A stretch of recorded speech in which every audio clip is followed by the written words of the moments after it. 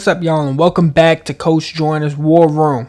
Today we're going to talk about the Hooligans 3v3 tournament. The tournament is 2 days away, August 9th, and it starts at 8 p.m. Tune in if you can. I'm going to be up there. I'm going to be there live in Brooklyn. But today we're going to go through the bracket, and I'm going to predict who I think is going to win.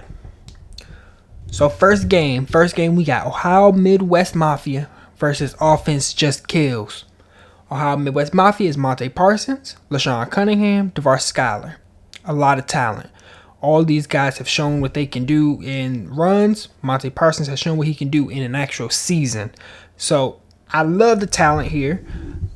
I actually really like the talent here. I think the only thing they're lacking is outside shooting, which their opponent, Offense Just Kills, if they are all about their name and they put up a bunch of points, I think it'll be hard for Ohio Midwest Mafia to come back if they're forced into shooting threes. But Offense Just Kills has Ali Cortez, Joseph Teki, Bane Avalu, and Kenji Sato. Once again, another really good team. They're all playing for Best Coast Ball.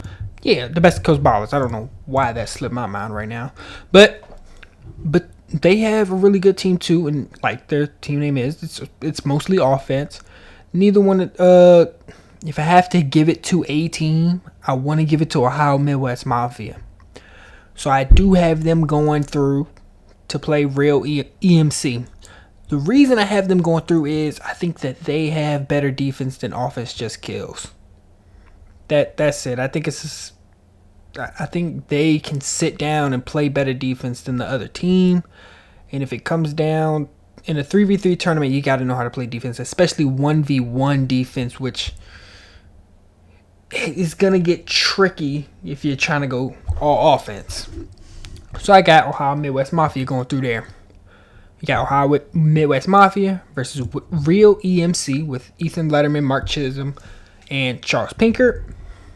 This is where I think Ohio Midwest Mafia probably bows out, because this is really good defense here from Real EMC. They got really good defense, and they can light it up from three. Ethan Letterman and Charles Pinkert can light it up from three. Mark Chisholm brings some good driving ability, but brings impeccable defense, probably the best defense in the country of anybody in SimWorld U.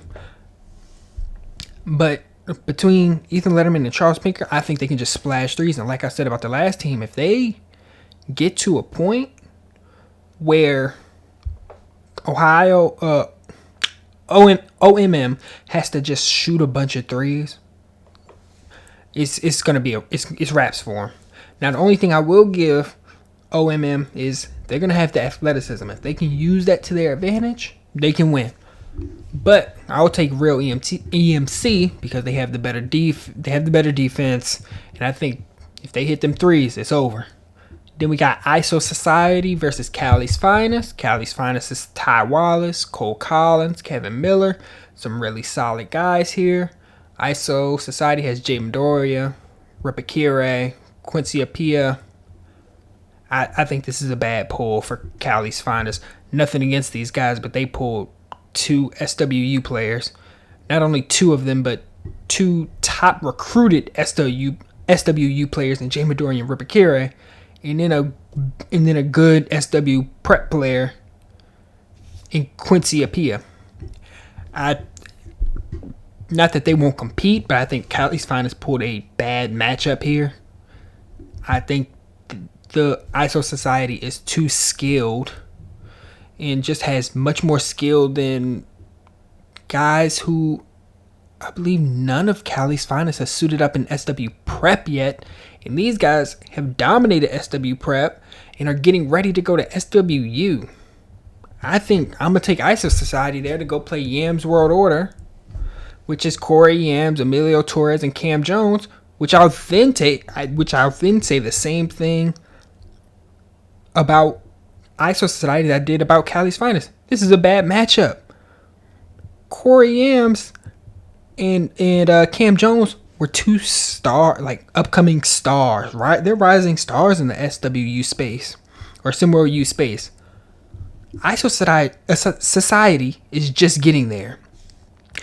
And Emilio Torres is getting there. So they got 2 established SimWorld U players in an entering one, while ISO Society has 2 entering SimWorld U players in a SW prep player. I think it's a bad matchup for them because I think Cam Jones and Emilio Torres, they can kill on the outside, and Corey Yams is, I believe, the biggest guy here and is going to grab a bunch of boards. The only thing I'll say is this is 3v3, so Corey Yams is going to have to guard outside, which I don't doubt he can do. I've seen it. I've seen him sit down in that chair and guard perimeter players, but at the end of the day, it's not his biggest strength. So if he has the guard outside and ISO Society can pull him out enough and whoever's on him can take advantage of that, I think they can win. But I'm going to take Real Yams order to go playing Real EMC in the next round. Which then I'll take Yams order just because Ethan Letterman, Mark Chisholm, Charles Pinkert. I really like Mark. I think he'll be able to guard Yams. But I think Yams will just have too much size on Mark for him to be able to really lock him down the whole game. I think the height, I don't know the height difference off the top of my head, but last time I saw it, I think he has a bit of height on him. So I'm going to take Yams World Order to come out that side of the bracket in the championship game. Then we got BJT versus Queen City. Actually, I like BJT here.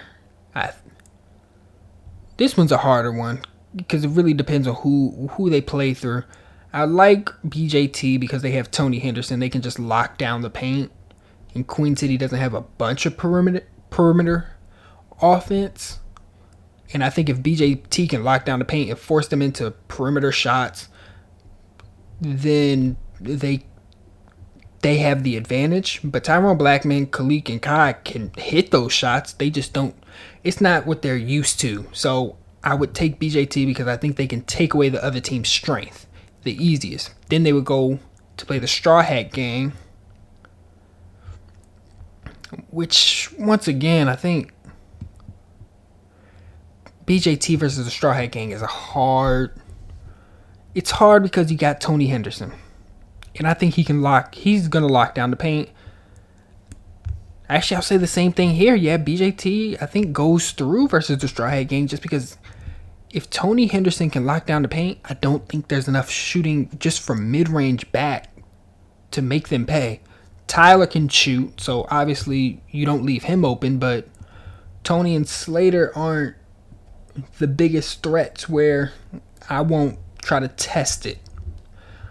I might send Tony to really go to just pay attention, help the paint if needed, because hey, Tony and Slater aren't the best of mid-range back shooters. They are guys who try to get farther in. Now, I've seen Slater play, and I know he can hit that turnaround midi. He's hit it in my scrimmages before when he was still a recruit. So I know he can hit it. He's hitting it consistently. That I'm nervous about against Tony Henderson.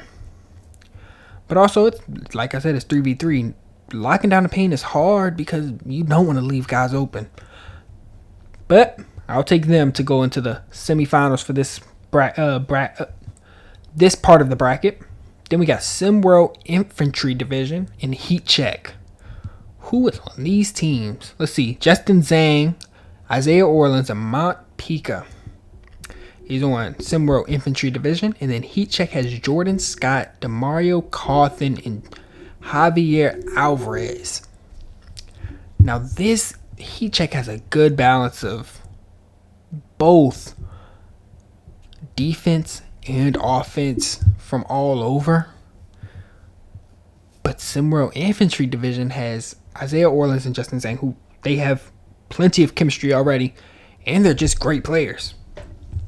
I think I'm going to take them. I think I'm going to take the great players who have proven that they can be great against prep talent and Justin Zhang, Isaiah Orleans, and Mount Pika versus the new guys, who I think will give them a hard fought battle though. I think this one comes down to like a last shot. But then they'll go face Lemon Pepper, which is Benjamin Alexander, Juan Vazeli, I think that's how you say it, and Suno Chapa. So they got Suno Chapa, which is maybe the best player in this tournament, maybe. I mean, him, Cam Jones, and Corey Yams, probably between those three. So yeah, you probably got maybe the best player in this tournament on your team going up against some new players to SimWorld U. So I think I'm going to take that because you got Suno Chapa, who's going to be he's offense on the SimWorld U level. He's going to be offense in this tournament. Benjamin Alexander locks people up. That right there, you already have elite defense and elite offense. I'm taking them to go face who that have coming out this side, BJT. And then I think this is where BJT gets beat because I don't think they have somebody that can stop Suno. Even if Tony's locking up the paint, Suno's used to players just sitting in the paint. He has the midi. Juan has enough offense to get around. He doesn't need to just get to the paint. Benjamin does need to get to the paint. I haven't seen him since he's been at college at UNLV. No, San Diego. At San Diego. So I don't know if he's developed that mid-range game. Maybe he has, maybe he hasn't. But I think the other two can constantly hit it to beat a Tony Henderson-led team.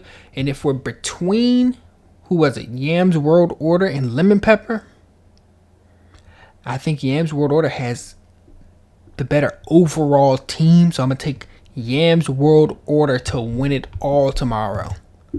Or not tomorrow, on Saturday. I'm going to take Yams World Order to win it all on Saturday. I just like the balance that they have between Cam Jones, Corey Yams. I think they have the best talent. Now, does the best talent going to result in winning a 3v3 tournament? Obviously, no. We don't play 3v3. 3v3 is a lot different. So the talent you need to win 3v3 is different. I think they have it in my mind. But all of these teams have their argument. It's going to depend on, and it'll also depend on who can stay hot throughout multiple games. This isn't you playing one time and then going home. No, you got to stay hot for multiple games. And that's who I believe is going to win. Now, I can see all these teams winning, honestly. They're all good teams. And if I had you losing in the first round, it's not because you're not good. I just thought the matchup was bad for you. That's just what I think. Maybe the team construction could have been better for some of them, but honestly, I like them all. And you had to rush to get your team in, so give me your thoughts on who you think is going to win the Hoop Hooligans tournament. Peace out.